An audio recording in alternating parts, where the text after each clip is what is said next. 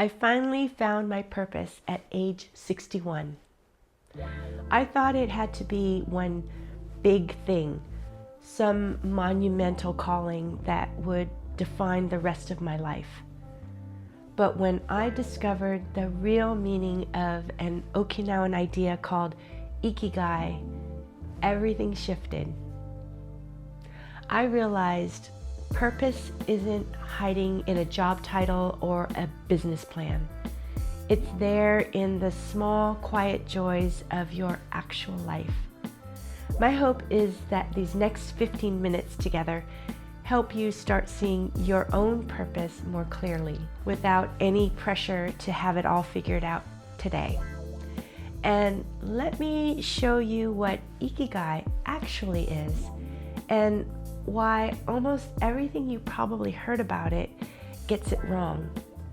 Not just because it leaves something out, but because it adds things that were never part of it. First, a little context about why this matters to me. As a half Okinawan American, I grew up hearing bits and pieces of this concept.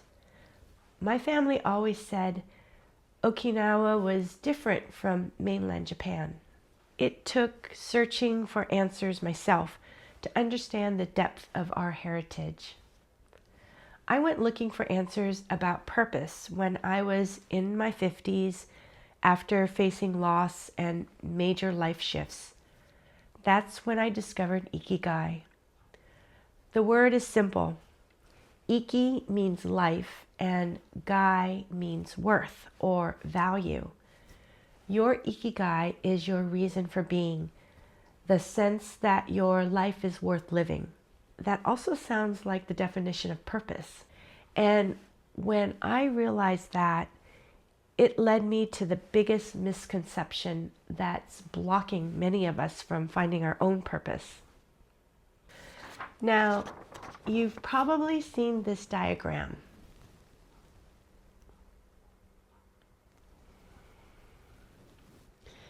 It's 4 circles: what you love, what the world needs, what you're good at, and what you can be paid for. And at the intersection in the middle is ikigai. And so if you achieve all 4, you've earned your purpose. I think this is what many people think ikigai is, a 4-circle Venn diagram where you find your purpose in the overlap. We're taught it has to include what you can be paid for, what the world needs, and what you're good at. But here's the shocker. The 4-circle structure itself is not the real ikigai. It's a Western invention that turned a gentle way of living into a stressful formula for career success. When we add what you can be paid for to this diagram, we turn reason for being into reason for earning. And adding what you're good at and what the world needs, it just adds more pressure to make the right choice. That monetized side of the diagram, that's a lie. Here's another diagram to show you what I mean. Ikigai literally means reason for being. It does not mean reason for earning. What you love and what you do every day, it's so simple. This equals our reason for being, our purpose. When we add money to the equation, we distort the meaning and we put impossible pressure on ourselves. So a little side note here. Okinawa has an interesting, distinct history because it wasn't part of Japan for most of its history. It was independent until 1879. Okinawans were seafaring traders acting as a bridge of nations between places like China, Japan, Korea, and Southeast Asia. That openness to the world created a culture that values community and daily joy over status. That's the spirit ikigai comes from. And it's very different from the hustle culture myth that defines purpose by your career. All right, let's get real about purpose. If you watched my viral video, Not Too Late to Start Over, Finding Purpose After 40, 50, 60, or at any age, you saw me talk about this diagram. And I thought that's what true purpose was. I was so stressed out about landing right here in the center, thinking my true purpose had to be this one massive, important thing. My career, business, or a huge goal. That drive, that hustle, that constant grind mentality, it wasn't setting me free. It was stressing me out. Finding the authentic meaning of ikigai changed this for me. In Okinawa, where people live ridiculously long, happy lives, ikigai is way simpler. It's about finding the joy and worth in your everyday life. It's not about the paycheck. It's about your reason to wake up in the morning. And that's why the Western version of ikigai can feel so confusing or even dismissive, especially when you hit midlife or start thinking about retirement. If you define your purpose as what you can be paid for, what happens when the job is done? Do you lose your purpose? Absolutely not. The true Okinawan purpose isn't something you retire from. It's about tending to your indoor plants, teaching your grandkids, and having a lifelong support system like the moai, which is a selective group of friends that always have your back. It's about connection and contribution. It takes the pressure off finding that one mega purpose and lets you focus on the daily, simple things that genuinely make you happy. My mom used to have this doll. It was an Okinawan dancer, and it was in a big glass case that took up a lot of space. She said when she was a little girl, she was in a dance performance where she wore this outfit. I love imagining little Gladys in this outfit. Her mom, my grandma, loved to do Okinawan dance with her friends well into her 80s. They would dance in parades or events in Hawaii, and they even performed in Japan. This is a piece of my family's history that I don't ever want to forget. My grandma loved to dance, and the women she danced with were part of her moai. When I was really little, I remember going to a big party with a stage, and I think it probably was a school or a community center. And I remember my grandma and her friends getting up on stage and dancing. It's a good memory for me. And I just remember that she looked so happy. So, remembering that doll and my grandma dancing, I can't help but think that that's part of my ikigai. It's not huge or dramatic. It's small, meaningful things like this reminder of where I come from that gives me a sense of purpose. That's the energy I want you to bring to your own purpose. Not pressure, not perfection, just noticing what brings you happiness.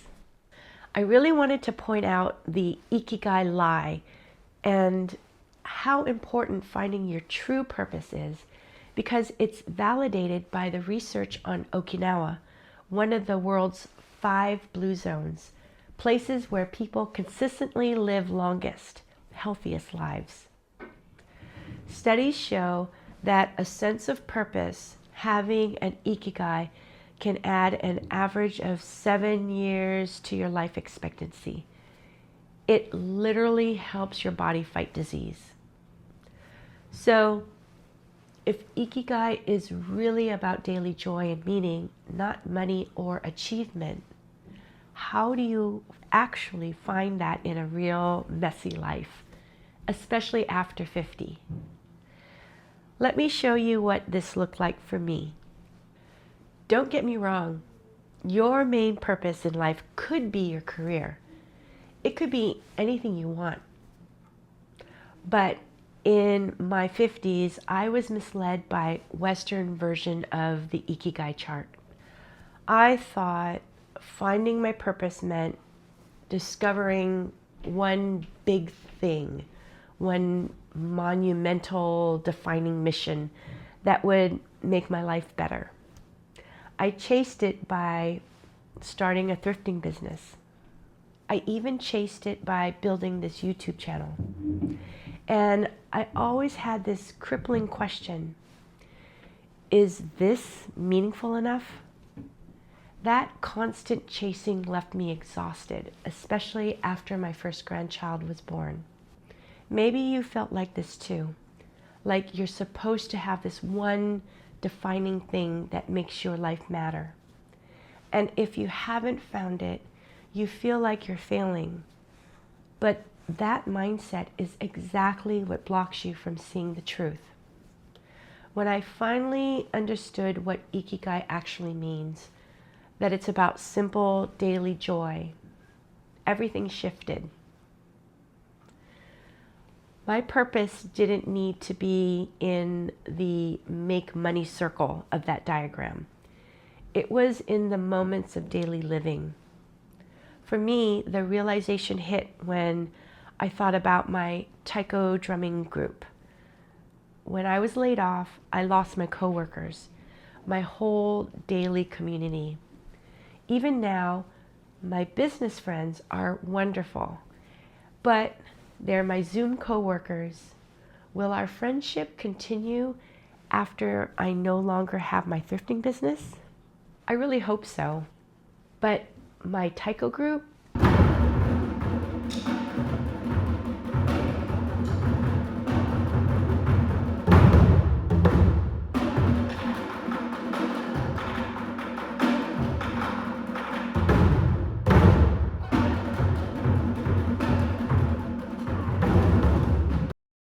we practice, we share meals, we commit to each other. That's my personal moai, my dedicated friend community that doesn't depend on my income or my business success. That purpose doesn't retire. So, what is my ikigai? It's being present with my granddaughter, watching her experience something new. It's moving my body not out of obligation, but because it feels good and allows me to keep up with life. It's those quiet mornings with coffee or walking my dog Sven. It's the act of creating something, a video, decorating a room, baking bread, or writing story. My friend Kako once said that she was happy with the simple, small pleasures of life, happy being at home with her family, nothing fancy. That stuck with me, and now I understand why. That simple happiness is ikigai. So, all of that is my ikigai. It's not just one thing. It's a collection of small but important reasons I get up in the morning. It's the committed, beautiful life I live every single day. And this truth is echoed by the great psychiatrist and Holocaust survivor Viktor Frankl. He said, "Life is never made unbearable by circumstances, but only by lack of meaning and purpose." And this is the key. When you stop demanding a big meaning like a monumental career or a huge achievement, you start finding purpose in every small day. You realize the ikigai was there all along. So, how do you find your ikigai, your reason for being? I'll share 4 questions that can help you see the purpose that was already there. 1, the morning question. Every morning, try asking yourself, what made me smile yesterday? This trains your brain to notice joy in the small things rather than dwelling on the big problems. For me, it might be my granddaughter's laugh or a perfect moment during my walk. Maybe it was a conversation you had with a clerk at the grocery store. There's no rush. Just begin noticing. 2, the energy audit. Take an energy audit. What activities make me want to do them versus feel I should do them? This is the difference between obligation and ikigai. Paying bills should not be your reason for being. Joyful movement like playing taiko, yoga, and hip-hop dancing makes my energy expand. Burpees, jumping jacks, and push-ups make my energy contract. Ikigai should always energize you. So go ahead and make 2 lists, one for things you want to do and one for things you feel you should do. Over time, declutter your schedule by prioritizing the first list. 3, the legacy question. Thinking about your legacy can be helpful.